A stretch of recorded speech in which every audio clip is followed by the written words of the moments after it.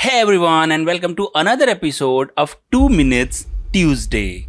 So today's we are going to see how we can place any graphics in perspective inside Photoshop. So without any delay, let's hit the timer. Okay, as you can see over here, I have multiple boxes placed in different perspectives. So if I want to place this graphics, suppose it on any surfaces, how we can do that? Just control and click on icon, control C just to copy it, disable it and deselect the selection, and just take another blank layer and just go to filters, vanishing point, and here in vanishing point we have option to draw surfaces. So just select this create plane tool and just I need to click on corner of a surface, something like that. If you want to create another plane alongside this surface, what we can do, just hold down control and just click and drag, something like that. And you can easily see we have surface but not aligned. So if you want to align, little zoom in by hitting control plus on keyboard, and just I'm going to place it right, something like that. And let's zoom out.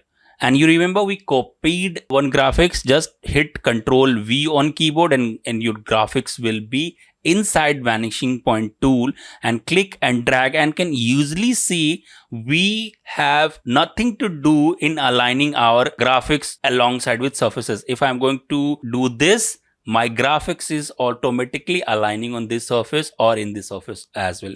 Okay, I'm happy with my placement, and if I'm going to hit enter on keyboard, and automatically you can see I have my graphics placed on perspective mode. And if I'm going to switch it off, my graphics is on separate layer. If I want to match the color, just take a level and I'm going to clip it, and obviously I'm going to tone down my highlight, and of course I'm going to tone down and give it a tint, probably little greenish, something like that, little greenish.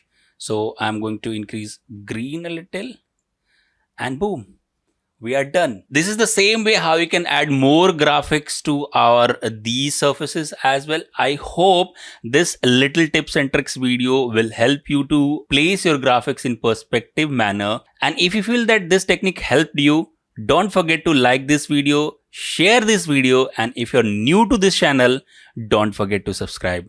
With this said, this is VFX5 signing off. Have a good day.